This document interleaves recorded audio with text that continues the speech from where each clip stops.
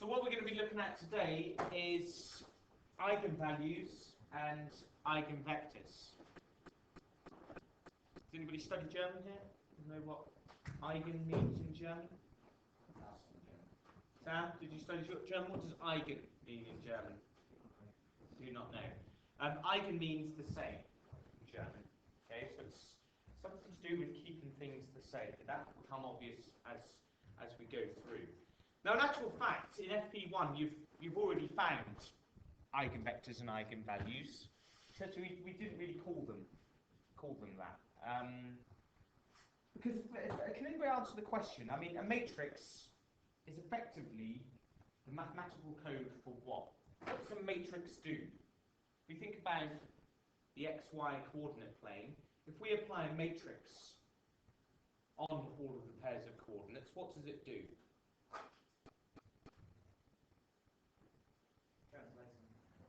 Not translate, transform. That is the purpose of a matrix. It transforms coordinates xy to another pair of coordinates xy. In general, the transformations are quite messy. Things go off all over the place. They're not always examples of reflections or rotations or things like that. Okay? In fact, reflections and rotations belong to a special group of matrices. But that's way beyond the scope of this course. So, effectively, a matrix M, the purpose of this matrix is, of a matrix, transforms coordinates from one set of coordinates to another. Okay? Now, there are some special things. Okay? We have these things called invariant lines. Now, can anybody explain what an invariant line is? Because you did this in FP1. What is an invariant line? Sam? Is it a line that no matter what matrix you apply to it, it's going to be the same? Yes, effectively. Now, there are two options. There's the quite rare option that if, let's say, here's a matrix, the matrix M transforms the plane, and this is an invariant line, the invariant line on the left. We could have the points on the invariant line, when they get transformed, they remain as they are. They remain on that invariant line, they remain exactly where they are. They're invariant points. Each point, after it gets transformed, stays exactly where it has done. It hasn't moved at all. Okay? This is quite a rare example. But that's one example where we have invariant lines, where the points on a particular line stay exactly where they are after the transformation, yeah? What's the other example we could have where it's an invariant line? Sam? Is it like when the points move, the actual line stays the same? Yeah, the points gets transformed, but the point is they get transformed to another point on the line. So the kind of order of the line stays the same. It's still an invariant line. It doesn't, but the points move to different points on the line. Okay. What eigenvalues and eigenvectors are is basically we're going to be looking at a rather formal way of identifying what this equation of this eigenline is, and we'll also be able to identify whether the points map to themselves or do they map to something different. Okay, I'm going to go through it today in an example using a 2x2 matrix, but the beautiful thing about this is it applies directly to 3x3 matrices as well. Okay, so that's our motivation, to find out what these invariant lines are, with a view for it to be done with a 3x3 matrix, which becomes a bit fiddlier. Okay, so we're going to be dealing with this matrix here. I'll get rid of all that thing here. And in fact, we'll deal with that a little bit later. Get that down there. What we're trying to find, basically, okay, if we apply the matrix to a vector, V, now the vector represents coordinates. What we're trying to find is, what are the coordinates where if we apply the matrices to a set of coordinates, the coordinates effectively stay the same, or just a scalar multiple of those original coordinates. Okay? This is the fundamental equation which we're trying to deal with when we're dealing with invariant lines. Here we've got a point which is getting multiplied by a matrix, and we want to find the set of points so that when it gets multiplied by the matrix, it stays on the same line. Okay? It stays on the same line. It stays the same, or it's a scalar multiple of itself. Okay? Does that make sense? If it stays exactly the same, in this case, if lambda is equal to 1, we get the first case. We get the first case where the point maps to the same point. M of v equals v. But if lambda is equal to something else, then we're going to get a scalar multiple. We know it maps to a different point on the line. Now, these vectors v, we call them vectors because we would write them like a column vector. We're going to call these, the special points, the special vectors, we're going to call them eigenvectors. And we're going to call special points eigenvalues. These lambda values, eigenvalues. And it means keeping the same. These are the values which keep it all the same. The invariant lines. The invariant line stays the same. They're eigenvalues associated with eigenvectors. These points stay the same. Okay? And really, what all we're going to worry about is how do we find the eigenvectors and eigenvalues. Okay? Now, There's the x on the right side. thank you, Stephen. We'll keep that matrix. Keep this down here for a minute. Okay. So, a little bit of theory to start with. What we've got is the matrix equation mv is equal to lambda v. Okay. Do a little bit of theory. You don't need to prove this each time. Now, basically, we want to find out what lambda and the v are, the eigenvectors and the eigenvalue. First of all, we're going to try and find the eigenvalue. Okay. What I'm going to do is I'm going to rearrange this like a normal equation. mv minus lambda v is equal to 0. The 0 matrix, or the 0 vector, actually.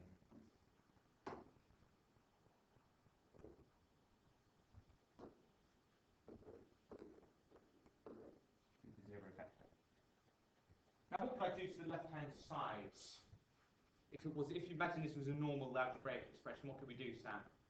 Factorize the vector. Yeah, we could factorize out the vector. And we have to be careful with order here. Matrix multiplication isn't commutative. I say be careful with the order just to be pedantic, really, because it doesn't make any difference with what we're going to do next, but it's going to be m minus. Now, here we've got a problem. I've got a matrix minus a number. We can't, I mean, this doesn't work. What can we do to change this lambda so that we've got a matrix expression? Stephen? Not the inverse. Go on. Matty, identity. Yes. Yeah, I think that's what the identity in this case is for the 2 by 2 is 1, 0, 1, 0. Yeah. Okay. Multiplied by v is equal to 0, 0.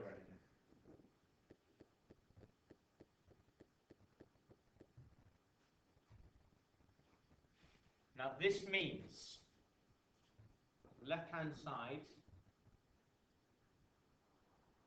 we can't really do anything else apart from say, the only thing we can say is that the right-hand side, the determinant of that has to be 0. We've got the 0 vector.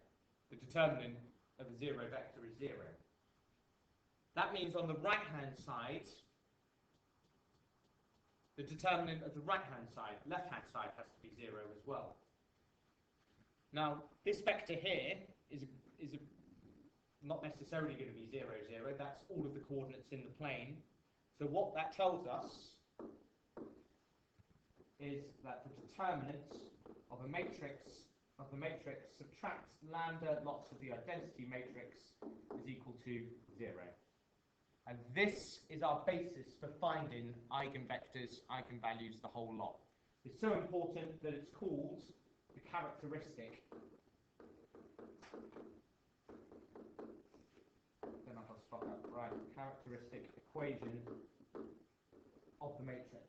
It's what we call the characteristic equation. And we're going to be dealing a lot with this characteristic equation.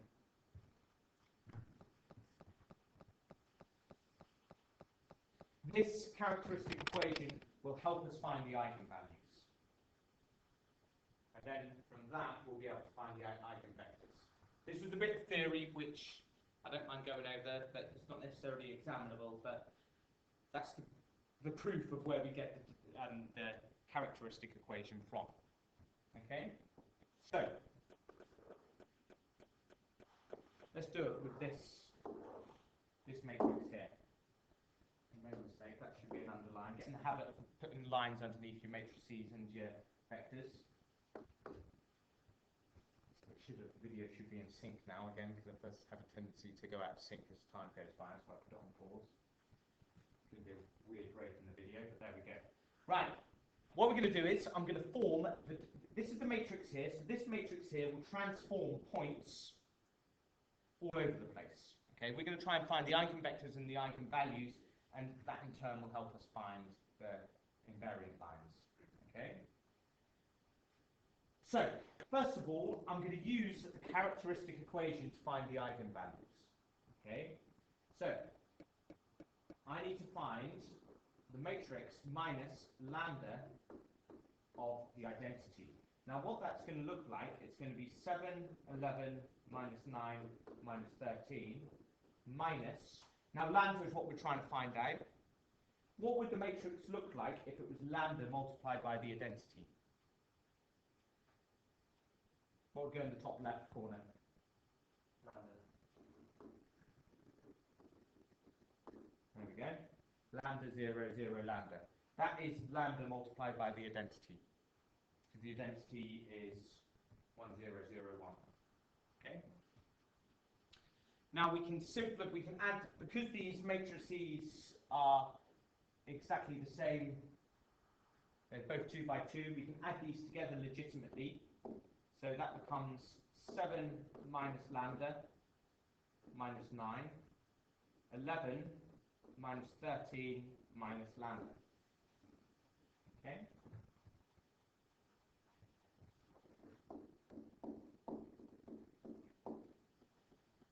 Now, a characteristic equation tells us it's the determinant of this, which is equal to 0. So,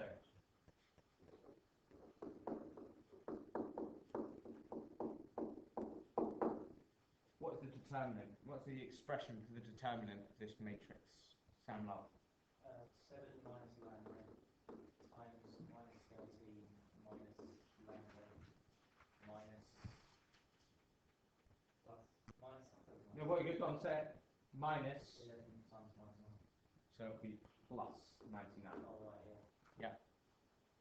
Good. And we know that this is equal to 0. Okay? Therefore, we can do a bit of simplification here. 7 lots of minus 13 is minus 91. That's quick. We've got plus 13 lambda minus 7 lambda plus lambda squared plus 99 equals 0. Oh, hello. It's our old friend solving a quadratic, isn't it? How often does that come up? Okay, making this look nicer, lambda squared plus 6 lambda, 99 minus 91 is plus 8 is equal to 0. How often does a nice complicated problem involving eigenvectors and eigenvalues, why does it always end up as solving a quadratic?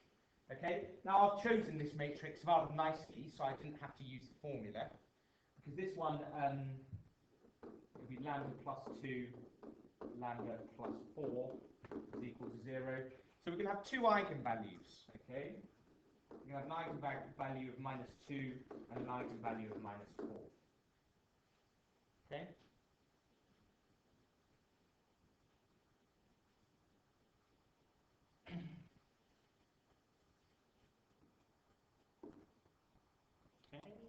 So, we have to find the eigenvectors. We're going to have to find the eigenvectors for each case separately. We're going to first do it for lambda as -2, and then we'll do it for lambda -1. Okay? So, lambda is -2. Okay? We're going to use the fact that to find the eigenvector is m matrix multiplied by the eigenvector is equal to lambda multiplied by the eigenvector. Okay? Now the matrix we know is 7 minus 9, 11, 7 minus 9, 11 minus 13. Now our eigenvector, we don't know what it is, so it makes sense to call it xy. Okay, so our points, our random points x and y are what we're trying to find out there. And that's equal to lambda, which is -2 lots of xy. Okay? Now from here, we're going to get two equations involving x and y. If we look at the top bit, we're going to get 7 multiplied by x, so 7x, minus 9 multiplied by y is equal to minus 2x.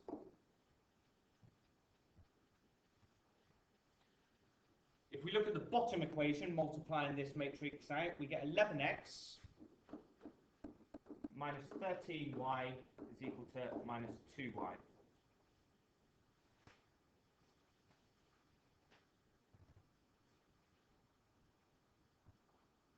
Now, both of these equations are exactly the same. What do they both simplify to? If you put the x's, if you put this x on this side and put the y's on the other side, they both end up as being the same equation, which is not as committed. Gone? Yes, you're going to get x equals y because you get 9x minus 9y is 0, or 11x minus 11y is 0. Therefore, basically, y is equal to x for both of them. That is the equation of the invariant line. We haven't found the eigenvector yet. Now, the eigenvector is the set of all points on that line there. Okay? And it's not unique, because there's an infinite number of points on that line, which makes sense. The eigenvectors are the points on the invariant line. Now, the invariant line, there's always going to be an infinite number of points. But we like to still write down the most simple eigenvector. Okay, what would be the most simple eigenvector? The most simple point which would lie on the line y equals x. And not the trivial example, Stephanie. 1, 1. That is the eigenvector associated with the eigenvalue -2. Okay, and it's not just 1, 1. It's 1, 1 and all multiples of that. For each eigenvector, we're going to get an infinite number of for each eigenvalue, we're going to get an infinite number of eigenvectors. We usually write down the eigenvector, which is the smallest integer multiple, which lies on that line. Okay? You're confused, Sam. What does that have to do with it? It's just the note. It doesn't have to be. I mean, I could have chosen half. It just doesn't look as nice. We're just trying to make it look nice for ourselves. We could have it as 1, 1. Okay. It's as simple as that. So we choose the easiest one. And it's good to say and all multiples as well, because for each eigenvalue, there's an infinite number of eigenvectors. So we know that that line y equals x represents an invariant line, and because lambda is -2, it's going to tell us that the point 1, 1 gets transformed to -2, -2. The point 3, 3 will get transformed to -6, -6. Yeah? So it moves to a different point of line, basically. Exactly. Exactly. It moves to a different point on the line. In fact, it gets kind of reflected on the opposite axes. Okay? Does that make sense? I don't know. It should do, hopefully. What can you multiply? Yeah. What can you multiply something by to get the same point? Well, in this case, it's not going to work. Can anybody tell me why we're only going to get the example where we have, in this particular matrix, where we get 1 point mapping to a completely different point, but on the same line? Why is it that for our calculation tells us, and I'm looking at it right in the middle here, that that is never going to happen with this matrix?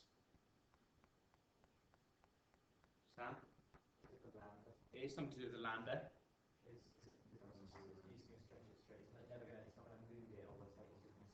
Yeah, exactly. Because lambda isn't 1, if lambda was equal to 1, then what we get is that we get mv is equal to v. The point stays exactly where it is. Okay, so if we get lambda is equal to 1, fair play, the point stays exactly where it is, exactly on the line. But because we've got -2 and -4 here, they get mapped to the same line, y equals x, but a different point on that line. It's a multiple. Okay. Now we have to find the other one as well. What was the other? -4, wasn't it? So going through the same palaver, we know that mv is equal to lambda v. So we know the matrix is 7 minus 9, 11 minus 13. Oh. Computer's gone a bit mental there. Multiply, come on, give me a little ripper. Xy is equal to -4 xy. And again, we're going to get two equations from this. We're going to get that 7x minus 9y is equal to -4x. We're going to get 11x minus 13y equals -4y.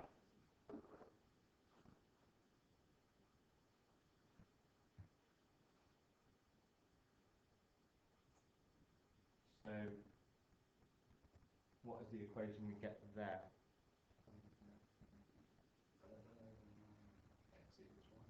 Well, we get 11x is equal to 9y. Yeah? So if you're looking for the equation of the invariant line, it's going to be y is equal to 9 out of 11. 11 ninths x. A line just steeper than the y equals x line. So, for lambda is equal to -4, we get the eigenvector. Now, this is where we've got to find the most basic multiple of this.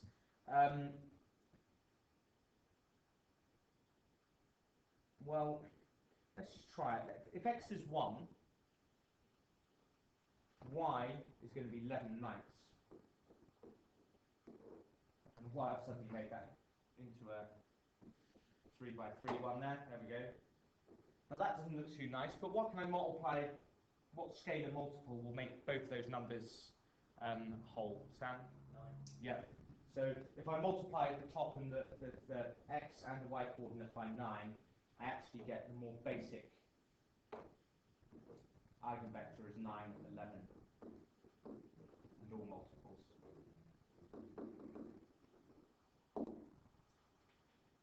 Okay. This looks a little bit nicer. That's how they'll usually expect you to put them. So Steve,